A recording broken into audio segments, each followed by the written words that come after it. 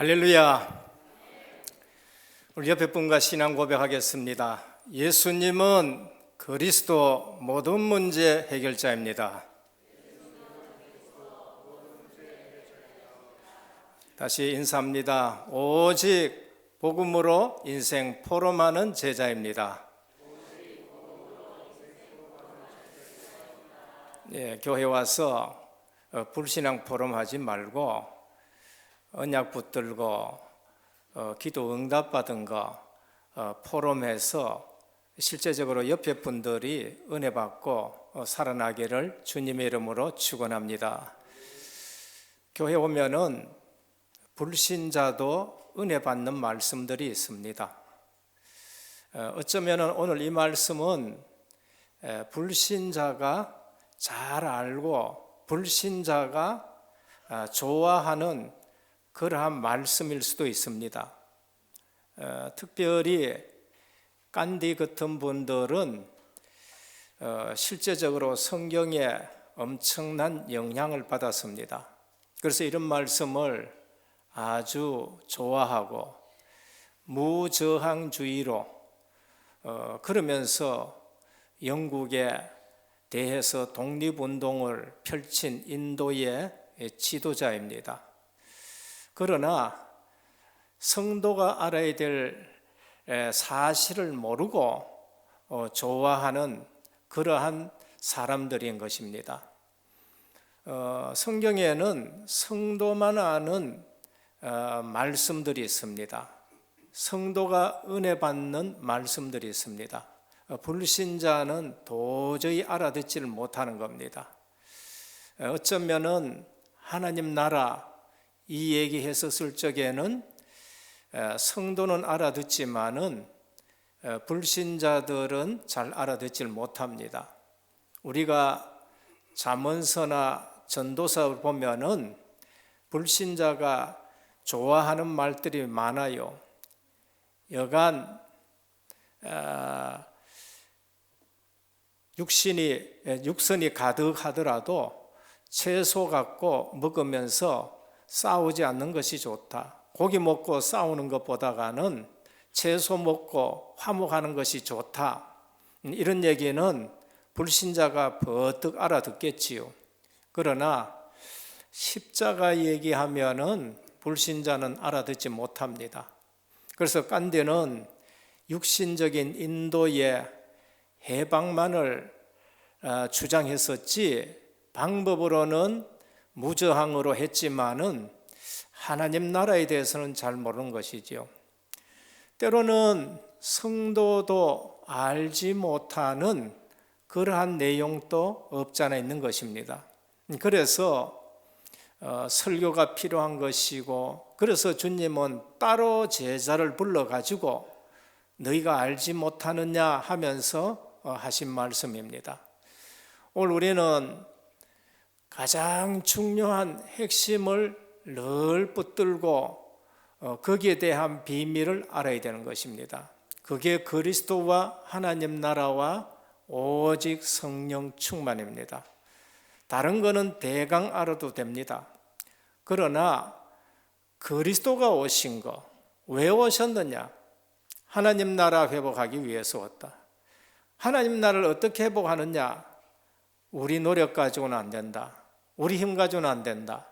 그래서 오직 성령 충만함을 받아라. 그걸로 너희가 증인돼서 많은 사람들을 구원해서 하나님 나라를 회복하라. 그걸 말씀하는 겁니다. 그래서 주님이 오셔서 제일 먼저 하신 말씀이 뭔가? 하나님 나라에 대해서 말씀했어요. 지난주에 하나님 나라를 회복하려고 이 땅에 오신 주님, 하나님 나라 사역 이전에 기도하려고 하는데 사단은 그것을 방해하고 둘째 아담 그리스도를 또 넘어뜨리려고 했는 것입니다. 그래서 성령의 인도를 받는 것이 얼마나 중요하냐, 성령의 실종과 성령의 충만함 받는 것이 얼마나 중요하냐, 그거를 말씀하는 겁니다. 우리가 제자다 그러면은 주님의 말씀을 붙들고 우리가 살아가야 된다. 사단마귀는 제일 먼저 뭘 하느냐? 말씀을 가장 방해하는 겁니다. 오늘도 여기 같이 앉아 계시지만은 말씀에 방해를 받아서 1시간 예배 드렸는데 도대체 목사님이 무슨 말씀을 했느냐 이러고 나가시는 분들은 말씀에 방해를 받은 거예요. 사단이 혼미해 가지고 무슨 말씀을 했는지를 전혀 모르고 뭘 찾고 나가는지도 모르게 되는 겁니다. 그래서 말씀이 가장 중요하다. 근데 그 말씀들은 제자들은 어딨냐? 즉시 나를 따라오너라. 즉시 일어나는 시급한 겁니다.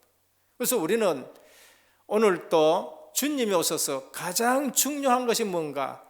하나님 나라를 말씀하는 거예요. 그래서 늘 그리스도 하나님 나라 오직 성령 충만입니다. 그리스도가 왜 오셨느냐 할 때에 우리가 잘 먹고 잘 살고 세상적으로 부하게 살려고 오신 것이 아니에요.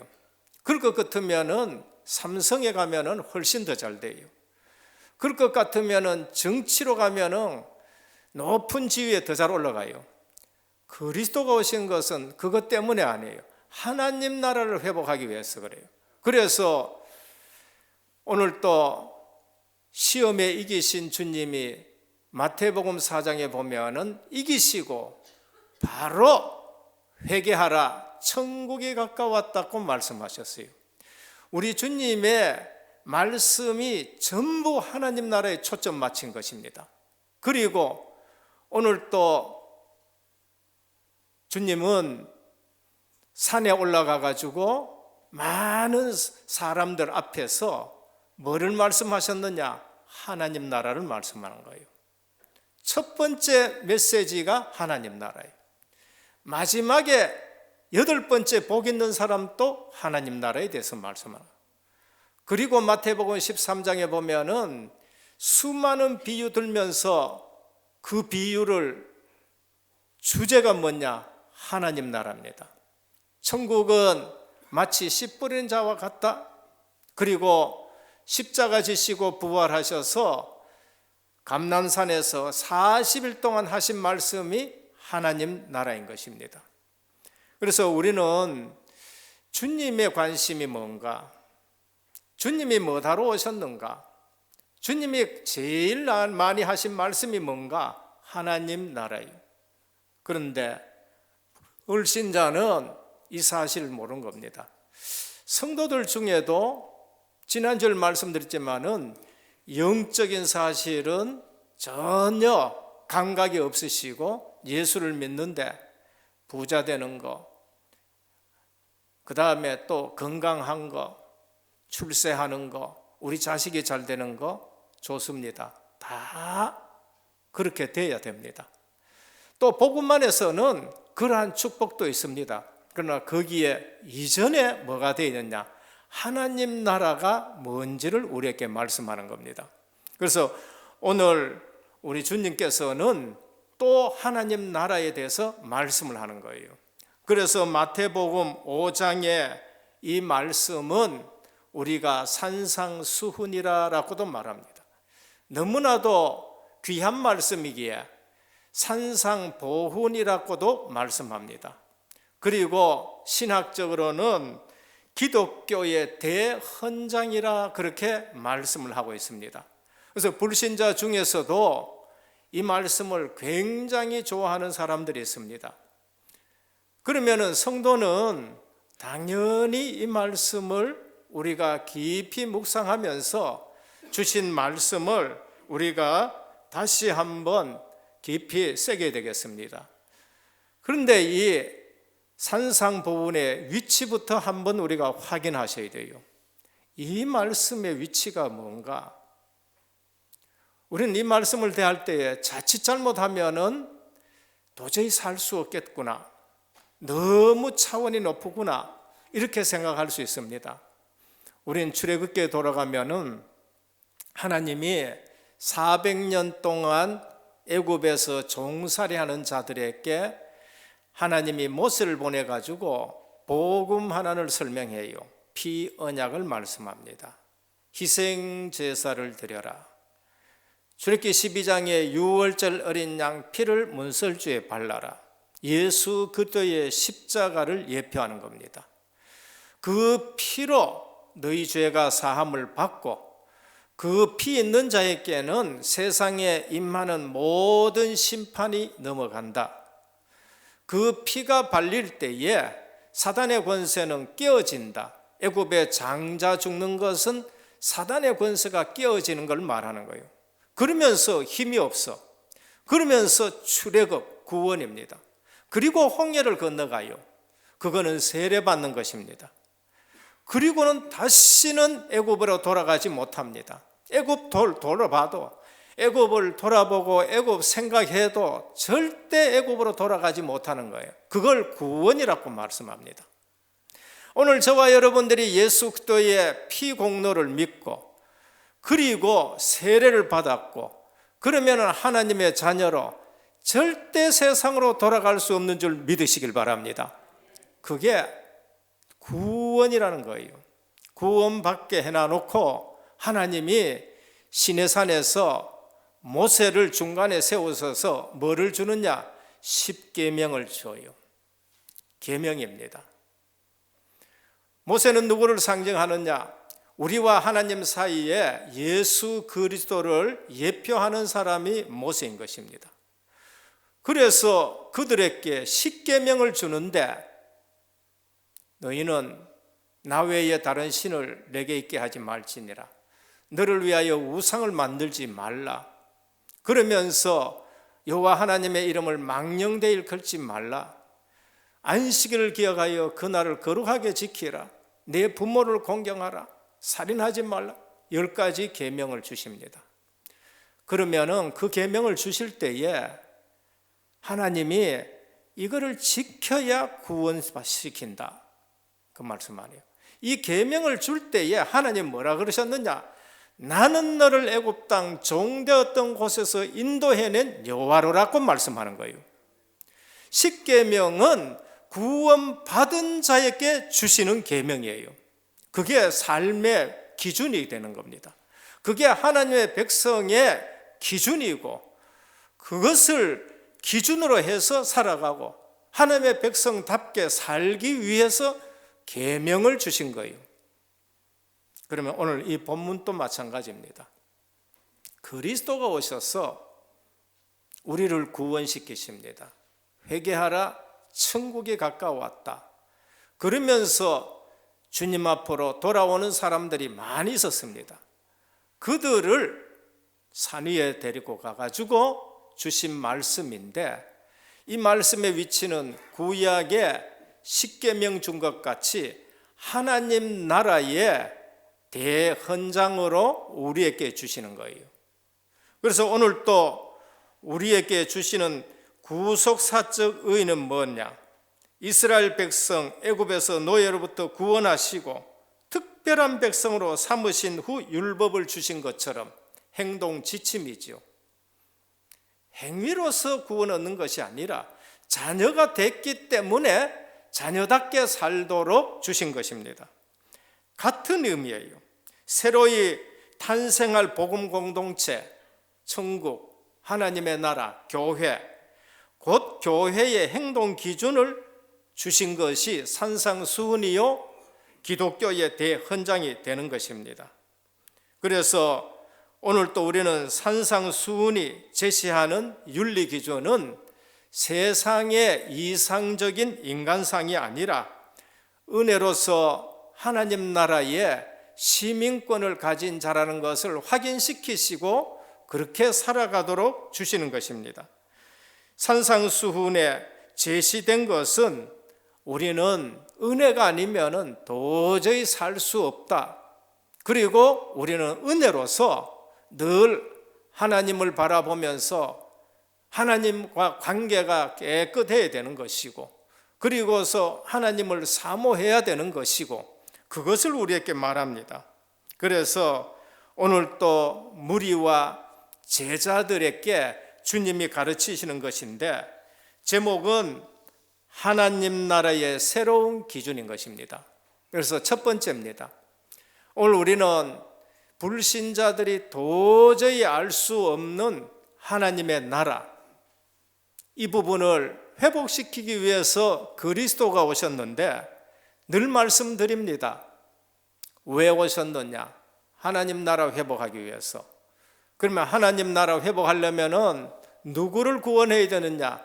저와 여러분들을 구원해서 창세기 1장 27절 28절을 회복시켜서 하나님 나라를 회복하는 거예요. 저와 여러분들이 구원받아서 쓰면은 우리에게는 하나님의 나라가 임한 줄 믿으셔야 되는 거예요. 진짜 하나님의 나라가 임한 사람은 주인이 바뀐 거예요. 누가 주인 되어 있느냐? 우리 주님이 주인 되는 것입니다. 그에게는 하나님 나라가 임한 거예요. 하나님의 나라가 임했는데도 생각에 속아보면 내가 주인 돼요. 그거는 마귀에게 속는 거예요. 신분은 안 바뀌었을 수 있어도 마귀에게 속아가지고 하나님 자녀답게 살지 못하는 거예요. 그걸 우리는 속았다라고 말합니다. 그것을 우리는 세상 체질이란 거예요. 우리가 계속 세상 체질 때문에 하나님 나라에 소속이 되어 있는데도 불신자처럼 살아가고 불신자처럼 쏟게 되는 거고 그런 겁니다. 그래서 첫 번째입니다. 오늘 이 본문을 가지고 우리는 새로운 기준을 주셨는데 뭐가 바뀌어야 되느냐? 하나님 나라의 기준으로 바뀌어야 됩니다. 첫 번째 바뀌어야 될 게 뭔가? 복의 기준이 바뀌어야 돼요. 이거를 팔복이라고 말합니다. 오늘 주신 말씀은 팔복인데 부탁합니다. 교사 선생님들과 부모님들께 부탁합니다. 이 팔복은 어릴 때부터 암송하도록 해줘요. 어릴 때부터 집에서 암송시키든지 아니면은 교회에서 암송시키든지 특별하게 날짜를 정해가지고 하든지 암송을 시켜야 돼요. 구약의 십계명을 암송시키고 신약에서는 기독교의 대헌장 팔복을 꼭 암송을 시키셔야 돼요. 그거는 평생 하게 되는 겁니다. 첫 번째, 복의 기준을 바꿔라. 우리 각인을 바꿔야 돼요. 우리는 늘 복이라 했었을 때에 나도 모르게 세상적인 기준을 가지고 복을 생각합니다. 그런데 오늘 보면은 복은 소유에 있지 않다라고 말씀합니다. 소유가 나쁘다는 말이 아니고 소유해서 안 된다는 말이에요. 복은 소유에 있지 않다는 것입니다. 복은 하나님이 말씀하는 복은, 예수 그리스도가 말씀하는 복은 존재와 관계 있는 거예요. 존재 자체가 복이 되어야 되는 겁니다. 존재 자체가, 영적 상태가 복 있는 상태가 되지 아니하면은 세상적이고 가시적이고 육신적인 복을 주더라도 그것 갖고 행복하지 않아요. 여러분, 벤츠만 타고 다니면은 행복해 보입니까? 그건 우리가 보기에 우리가 착각하는 거예요. 벤츠 타고 다니면서도 자살하는 사람이 많고, 벤츠 타고 다니면서도 지옥 생활하는 사람이 얼마나 많은지 몰라요. 엄청난 지위를 가지고 있으면서도 그런 거예요. 그래서 진짜 복은 소유에 있지도 않고, 그리고 우리는 아는 것에 있는 것도 아닙니다. 상태에 있습니다. 우리의 영적 상태와 우리의 존재의 상태입니다. 참된 복은 성품적인 거예요. 그리스도의 성품이 진정한 복된 성품일 것입니다. 그래서 팔복은 예수 그리스도의 성품을 우리에게 나타내 줍니다. 그래서 우리는 하나님의 나라의 백성이니까 우리는 새로운 기준, 그리스도의 성품인 것입니다. 복의 기준을 바꿔라. 복 있는 자의 상태를 말합니다. 우리는 복을 받으려고 발버둥 치지 않아도 됩니다. 창세기 1장 27절 28절입니다. 상태. 하나님이 자기의 형상대로 사람을 창조하시고 그들에게 복을 주시며라고 했습니다. 오늘 우리 인간은 원래부터 복받은 존재입니다. 분명히 아셔야 돼요. 사람은요, 창조되는 그 시점부터 복을 받았어요. 왜? 하나님의 형상을 가지고 있었기 때문에. 그래서 존재 자체가 복인 것이에요. 생육해라, 번성해라, 땅에 충만해라, 땅을 정복하고 다스려라. 전 우주를 위임하셨습니다. 어마어마한 복을 받은 거예요. 우리는 이것이 안 바꿔지면은요, 아무리 노력하고요, 아무리 성공해도 세상적인 성공 갖고는 우리가 행복을 못 느낍니다. 그리고 창세기 12장 1절에서 3절입니다. 여호와 하나님이 아브라함께 말씀하십니다. 너는 너의 고향과 친척 아비 집을 떠나라. 내가 네게 보여줄 땅으로 가라. 내가 너로 큰 민족을 이루고 내게 복을 줘 내 이름을 창대하게 하리니 너는 복이 될지라라고 말씀하셨습니다. 존재 자체가 복인 것입니다. 오늘 나는 예수 믿고 하나님 자녀가 된 자체가 복인 줄 믿으시길 바랍니다. 그게 기준이 돼야 돼요. 그거 아니면은 계속 속습니다. 계속 속아요. 그리고 얼마나 하나님이 보장해놨느냐. 너를 축복하는 자는 내가 축복하겠다. 너를 저주하는 자는 내가 저주하겠다고 말씀하신 거예요. 우리의 존재와 상태가 이 정도에 있는 삶인 것입니다. 신명기 33장 29절입니다. 출애굽시켰습니다. 피 언약하고 홍해를 건너게 했어요. 세례받게 했습니다. 광야길에서는 구름기둥, 불기둥으로 완벽하게 인도하셨습니다. 그리고 가나안 땅 딱 앞에 왔어요. 모세가 뭐라고 했느냐? 너들의 존재, 너들의 지금 상태, 이스라엘이요, 너는 행복한 사람이로다. 너같이 구원 얻은 자가 어디 있느냐? 여러분, 구원받은 상태가 복인 줄 믿으시길 바랍니다. 저는요, 구원 확인이 되어지니까, 내가 구원받았다는 체험이 되어지니까요, 세상에 그처럼 행복한 게 없어요. 정말로 구름 위에 다니는 것처럼 그처럼 행복한 게 없어요. 이 사실이 체험되어지지 아니하고 이 사실이 언약으로 붙잡지 아니하면은 여러분들이 집에서 아무리 남편이 의지하고 그 다음에 여러분들 여러 가지 세상적인 성공을 해도 진정한 행복은 없습니다. 늘 쏟게 됩니다. 그는 너를 덮는 방패요 네 영광의 칼이시로다. 하나님이 우리의 방패가 돼요. 하나님이 영광의 칼입니다. 그리고 내 대적이 내게 복종하리니 내가 그들의 높은 것을 밟으리다. 흑암을 그냥 완전 밟아버린 거예요. 사단이 속히 너희 발 앞에 무릎 꿇기를 원하노라. 오늘 내 존재 자체가 복이 있는 상태인 줄 믿으시길 바랍니다. 이걸 모르는 사람이 있었습니다. 그게 누군가? 야곱입니다. 내 존재 자체가 하나님의 선택 속에 있었고 하나님이 나를 구원하시고 하나님이 나를 바꾸어 가시는 이 존재 자체가 복인 줄 모르는 사람이 있어요. 그게 야곱이에요. 그래서 어떻게 했느냐? 복을 빼앗으려고 그랬습니다. 수단 방법을 동원해 가지고 복을 빼앗으려고 그랬어요. 하나님 방법과는 맞지 않았는 거예요. 그래서 고생 조금 바가지로 하는 겁니다. 어느 날 알았어요. 하나님이 지금 나와 함께 해 계시는구나. 어느 날 알았어요. 하나님이 그 속에 있는 라반 집에 있는데 하나님이 복을 주시는구나. 어느 날 알았습니다. 하나님이 내게 복 주지 않으면 절대 안 되는구나. 약복강에서. 근데 어느 날 알았어요. 요셉이 살았다는 걸 알았어요. 하나님이 우리의 길은 축복을 주시는구나. 세월 지나갈수록 내가 복 있는 자를 알았고 내 존재 자체가 복 있는 자고 하나님이 선택했고 하나님이 나를 구원하셨다는 걸 알고 바로를 만나자마자 뭐합니까? 바로 축복하는 거죠. 오늘 저와 여러분들은 복을 발버둥치면서 뺏고 그 다음에 성취시키는 것이 아니라 내 존재 자체가 복인 줄 믿으시길 바랍니다.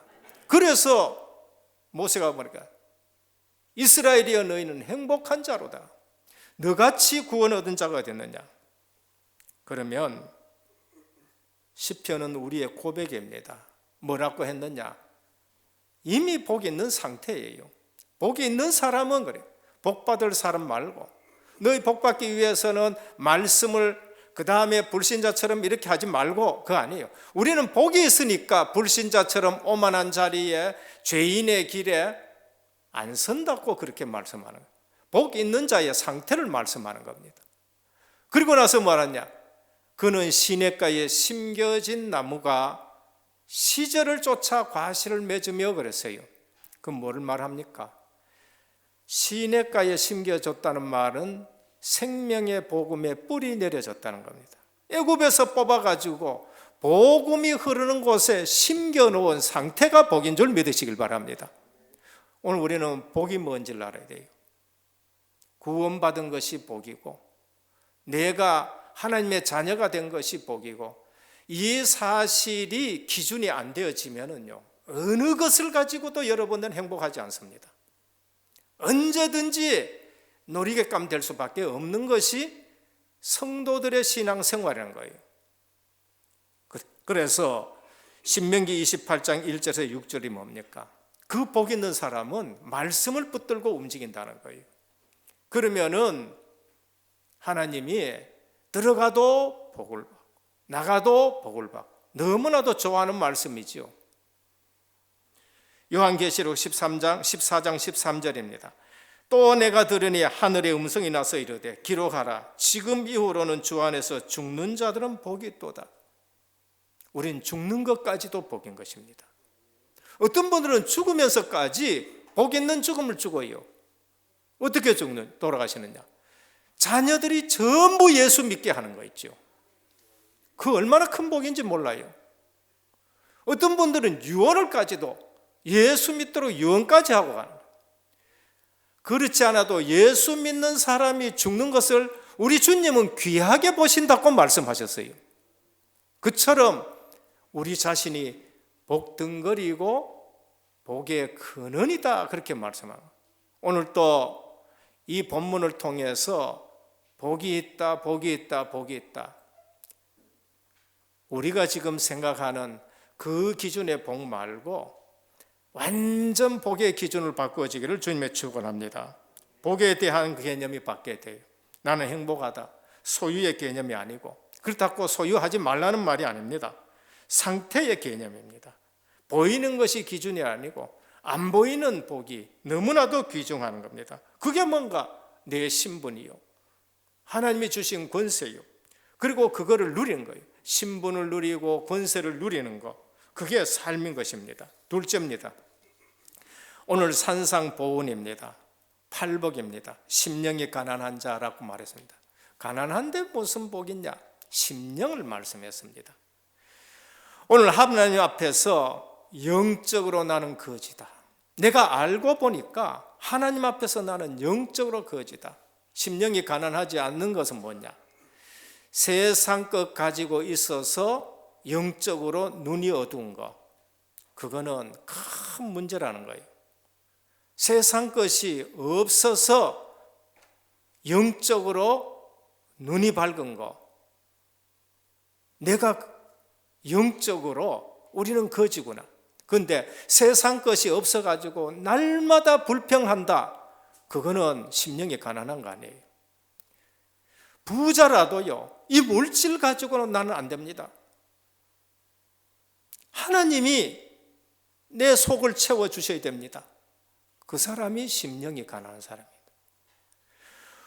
우리는 내 자신이 하나님 앞에서 영적으로 파산 선고를 받은 사람임을 인정해야 돼요. 칼빈 목사님은 얘기합니다. 인간은 전적으로 부패했구나. 심령이 가난한 겁니다. 하나님이 조건을 두지 아니하고 우리를 선택하지 않으면 구원받을 자가 없겠구나. 심령이 가난한 겁니다. 창세기 3장에 걸려 죽을 수밖에 없구나. 나는 구원받지 않으면 안 되는구나. 나는 하나님의 은혜가 아니면 안 되는구나.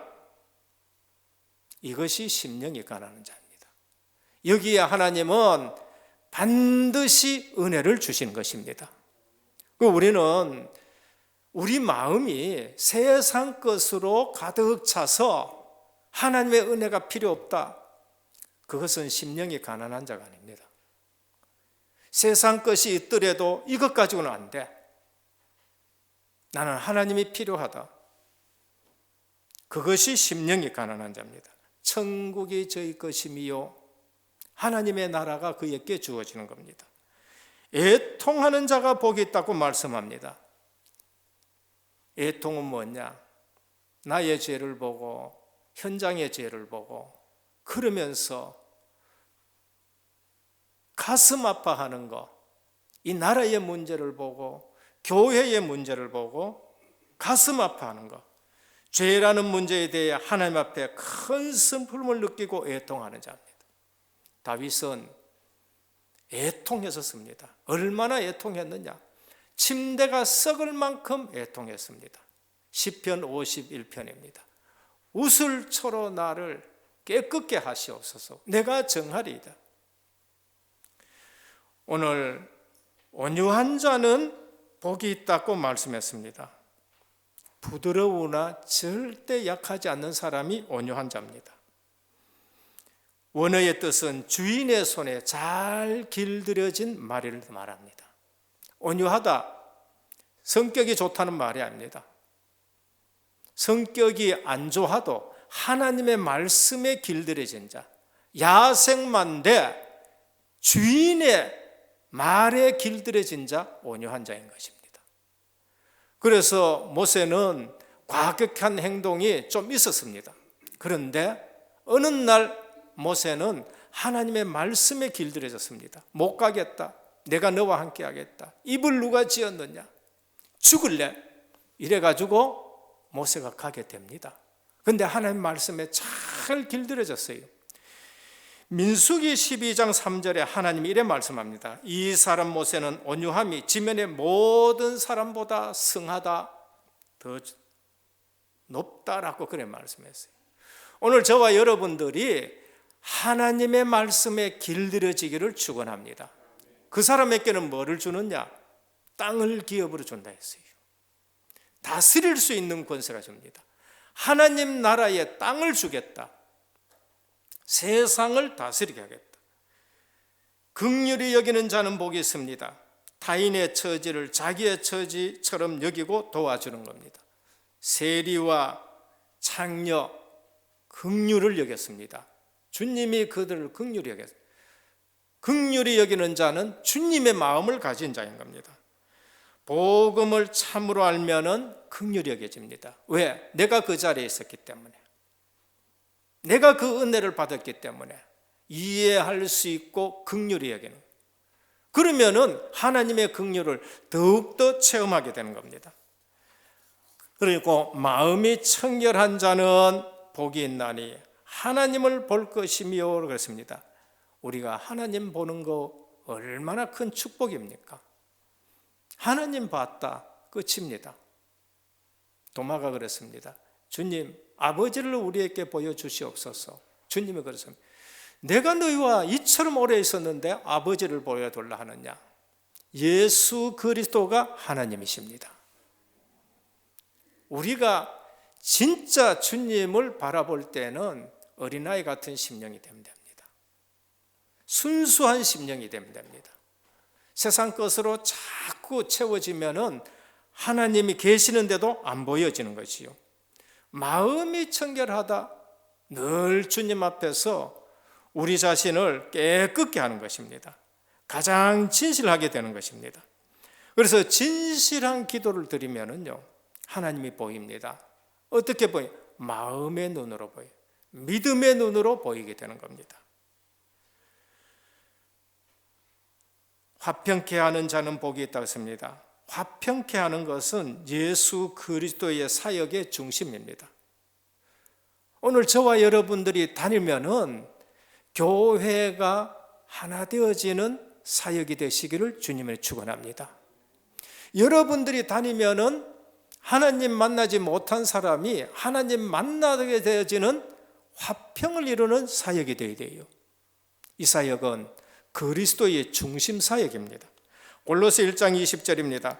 그가 십자가의 피로 화평을 이루사 만물 곧 땅에 있는 것들이나 하늘에 있는 것들이 그로 말미암아 자기와 화목하게 되기를 기뻐하심이라 그랬습니다. 주님은 이 땅에 오셔가지고 하나님 떠난 죄인과 하나님과 화평을 이루셨어요. 로마서 1장은 이방인의 죄, 2장은 유대인의 죄, 3장은 모두가 죄인, 4장은 뭔가? 아브라함이 믿어가지고 구원 얻었지 않느냐? 5장에 가서 뭐랍니까? 그러므로 우리도 믿음으로 구원 얻었으니 하나님과 함께 화평을 누리자라고 말씀합니다. 오늘 저와 여러분들이 예배 드린 것은 하나님과 화평을 누린 거예요. 오늘 예배 드리면서 우리 모든 성도들은 성도들과 성도들 사이가 화평이 있어야 돼요. 그래서 권찰 누가 그러시더라고요.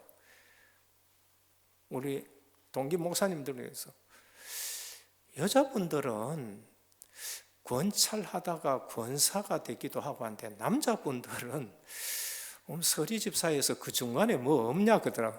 이 사람아 정신 차려라.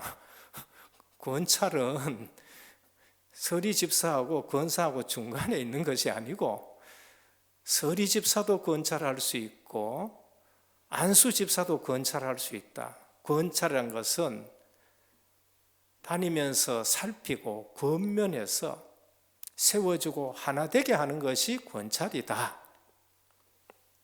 여러분, 내가 움직인다. 그러면은 구원받을 사람이 하나님과 만나서 화목하게 되도록 해줘요. 내가 움직인다. 이 성도와 이 성도가 화목하게 돼야 돼요. 내가 내 중심으로 얘기해버리면은 이 사람하고 이 사람하고 가만히 있는데 적이 돼버려요. 내 중심 가지고 내 위주로 말해버리면은 A라는 성도하고 B라는 성도 괜히 사이 좋은데 들어가가지고 사이 나쁘게 말. 그게 누가 하는 짓이냐? 그게 사단이 하는 짓이에요. 구원받아 놓고도 그렇게 쓰임받는 사람들이 많은 거예요. 화평케 하는 자는 복이 있나니 하나님의 아들이라 일컬음을 받을 것이며. 사단은 뭐합니까?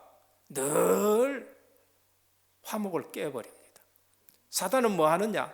늘 싸우게 만드는 거예요. 화평케 하는 자는 복이 있나니 하나님의 아들이라 일컬음을 받을 것이며. 저와 여러분 때문에 우리 은혜교회가 원네스 되어지기를 축원합니다.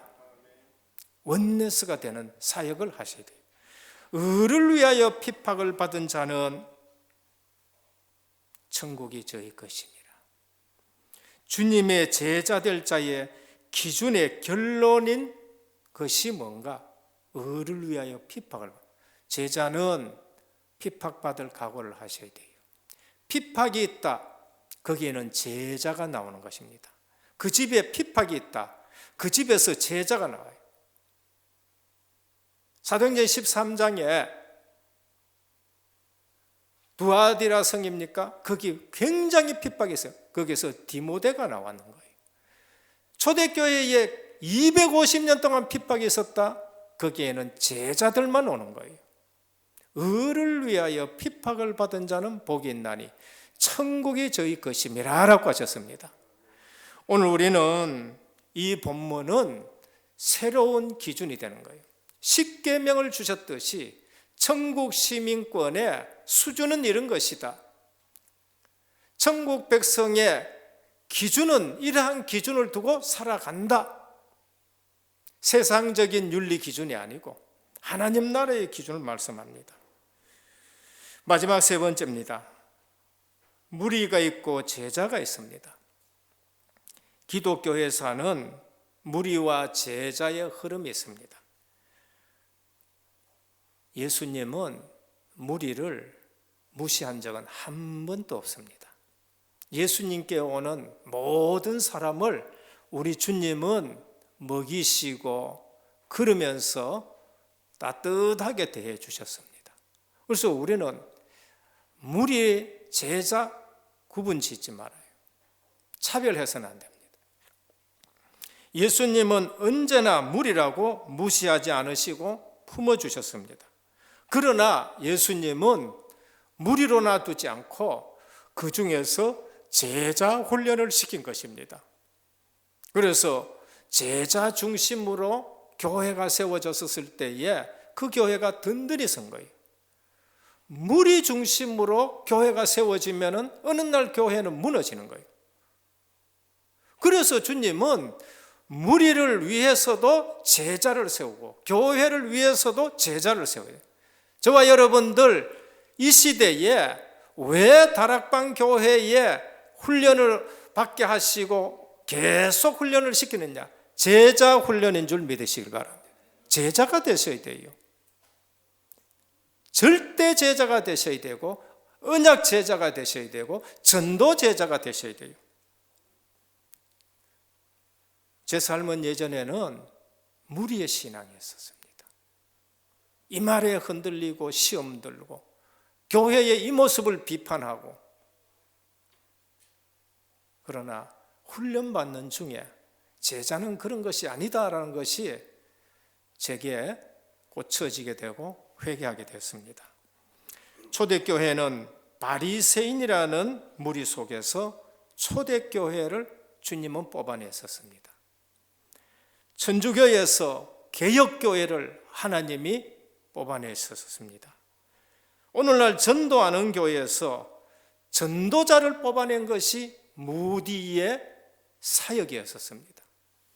오늘날 지식운동하는 교회가 성령의 역사보다는 지식적인 설교와 지식 공급하는 그러한 교회에서 성령의 역사와 성령 운동을 일으키신 거예요. 은사운동하는 교회에서 제자운동을 하게 하십니다. 제자운동하는 교회에서 올바른 전도 제자를 지금 뽑아내고 계시는 것입니다. 무리에서 제자를 뽑아낼 때에 활용하는 방법이 뭔가? 그것이 이단 누명이라는 걸 아셔야 됩니다. 그래서 초대교회의 이단이 되어버립니다. 바울이 복음을 얘기했는데 이단 되어버렸습니다. 어느 날 교회가 복음 없어진데 개혁교단이 종교개혁이 일어나니까 이단으로 만들어버렸어요. 요한 웨슬레가 복음운동하니까 이단 만들어요. 무디가 복음운동하니까 이단 만들어요. 오늘 또 교회들마다 오직 복음하면은요, WCC나 이런 데서는 이단 만들어버려요. 오늘 또 우리는 오직 전독하는데 이상하게 또 우리를 이상하게 보는 거예요. 오직 예수 그리스도 말고 대강 붙들으란 말입니까? 아니에요. 그래서 우리는 깜짝 놀랄 말씀을 자꾸 듣습니다. 우린 예수 믿는 사람이 아니다. 오직 예수 믿는 사람이라는 거예요. 우리는 복음 얘기하는 데가 아니다. 오직 복음 얘기하는 데다. 성경에는 오직 복음을 말씀했지 대강 복음 말씀한 적은 한 번도 없습니다. 나로 말미암지 않고는 아버지께로 올 자가 없다고 말합니다. 그런데 지금 앞으로는 그거 얘기 못하는 시대가 올 수도 있습니다. 지금 교회 중에는 그렇게 얘기하지 말자 하는 교회들이 있다니까요. 다른 이로서는 구원을 얻을 수 없나니 천하인간에 구원 얻을 만한 다른 이름을 우리에게 준 일이 없습니다. 오직을 얘기하셨지 오직 믿음으로 구원 얻는다고 말씀합니다. 결론을 말씀드리겠습니다. 산에 오르사라고 말씀했습니다. 기독교는 산과 깊은 관계가 있습니다. 그러면 오늘 또 기도원으로 쫓아가자 그런 말씀은 아닙니다. 올라가도 괜찮습니다. 제자들은 영적 산에 올라야 된다는 겁니다. 영적인 산에 올라야 된다. 왜 그러느냐? 세상에 복잡한 것 좀 끊어내라는 것입니다. 성경적인 증거입니다. 노아는 산에서 방주를 만들었습니다. 계속 산에서 방주를, 여러 가지 의미가 있겠지요. 아브라함 모리아 산에 올라갔었습니다. 야곱은 베델의 한 산에서 하나님의 음성을 듣게 됩니다. 집에서 아니고요. 모세는 호렙산에서 십계명을 받게 됩니다. 엘리야는 호렙산에서 하나님의 세미한 음성을 받게 됩니다. 세례 요한 광야산에서 하나님의 음성을 선포하게 됩니다. 예수님은 팔복산에서 이 귀중한 말씀을 합니다. 오늘 우리 제자들은 영적 산에 올라가셔야 됩니다. 시온 산성이라고 말해요. 예루살렘 산성이라고 말합니다. 적용을 하면은 산에 올랐다는 말은 도시를 떠났다는 말입니다. 복잡한 것 좀 버렸다는 말이에요. 바리새인들은 전부 예루살렘에 있었습니다. 하나님이 크게 쓰신 사람은 다 이처럼 산에 올라가 가지고 하나님과 영적인 교제를 나눴던 것입니다. 오늘 또 우리는 나의 영적 서밋을 회복하셔야 돼요. 영적 서밋을 회복해야 돼요. 결론 마지막 세 번째입니다. 편집, 설계, 디자인입니다. 나는 복 있는 자다. 복음으로 계속 자신을 편집하시길 바랍니다. 저는요, 너무 부족한데 이 복음의 핵심을 듣고 나서는요, 계속 내 자신을 복음으로 편집합니다. 그리스도 모든 문제 끝냈다. 내 남은 문제 주님은 계속 치유해가지고 증거거리로 만든다. 내게 모자라는 부분, 여기는 하나님의 능력이 머무는 자리다. 늘 복음으로 내 자신을 편집합니다. 그렇지 않으면요, 저는 한순간 한순간 또 서가 있을 수가 없을 만한 그런 사람이에요. 그런데 복음으로 늘 내 자신을 편집합니다. 그리고 설계하시길 바랍니다. 기도 속에서 우리 가정 설계하셔야 돼요. 우리 교회 설계하셔야 됩니다. 우리 직장 설계하셔야 돼요. 그건 각자에게 주신 기도의 제목 가지고 설계하셔야 돼요. 그리고 디자인하길 바랍니다. 우리 가정, 자녀, 후대를 가지고 어떻게 237 복음화로 연결시키느냐 설계하세요. 우리 교회는 어떻게 237로 세계 복음화인 데 쓰임 받느냐 디자인하셔야 돼요. 내 직장은 어떻게 세계 복음화 237 하는데 쓰임 받느냐 디자인하시길 바랍니다. 오늘 또 새로운 기준, 각인 편집, 각인 뿌리 체질 바꾸시고 편집 설계 디자인해가지고 어마어마한 행복한 신앙생활 하기를 예수 그리스도 이름으로 축원합니다. 주님 감사합니다. 오늘 또 팔복을 말씀하셨습니다. 뭘 가지는 것이 아닙니다. 우리의 영적 상태고 우리의 존재 자체입니다.